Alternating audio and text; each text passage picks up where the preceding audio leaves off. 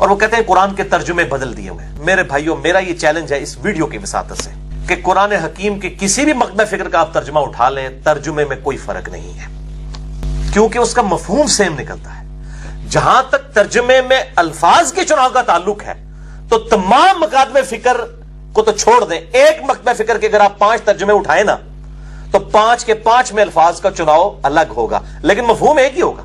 तमाम मकतब फिक्र को छोड़ें, एक मकतब फिक्र के भी अगर आप 5 तराजिम उठा लेंगे तो उसमें अल्फाज का चुनाव तो मुख्तलिफ होगा, लेकिन मफहूम सबका ही एक होगा।